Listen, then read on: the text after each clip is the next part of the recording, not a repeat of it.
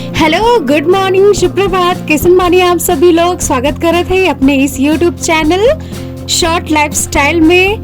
तो कैसन है आप सभी लोग? आशा करत ही बहुत ही अच्छे, बहुत ही ज़बरदस्त और मस्त हुई हैं। तो वेलकम बैक टू माय शॉर्ट लाइफस्टाइल। तो हमन चल दिले ही जा घूमे खातिर और रास्ते में मिल गए हैं पापा।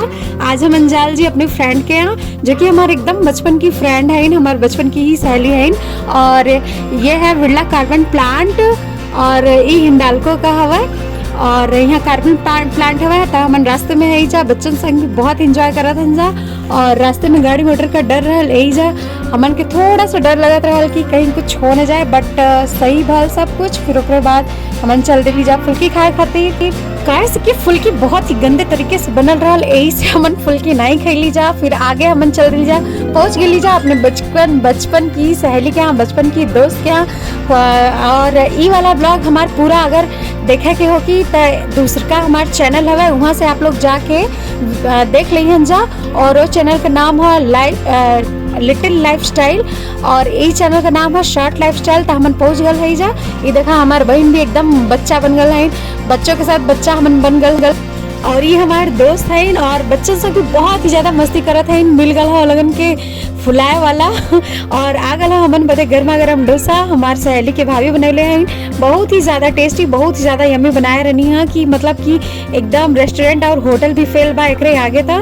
और घर छोटा रहा लेकिन बहुत ही बढ़िया रहा और बहुत ही ज़बरदस्त स्वागत भल रहा हमन के वहाँ से आवे काफ़ी ज़्यादा लेट हो गल रहा। और डोसा तो इतना बढ़िया बनल रहा कि पूछा मत। फिर घर आए के बाद तो हमन तो सोचन जाए कि कहीं डोसा की जगह हमन के घूसा न मिलल खाए बदे, कैस की हमन के काफ़ी ज़्यादा लेट हो गल रहा। रात में आवे में 10 बज गल रहा। तो पापा तो थोड़ा सा गुस्सा भल रहा, लेकिन चला ठीक हवा।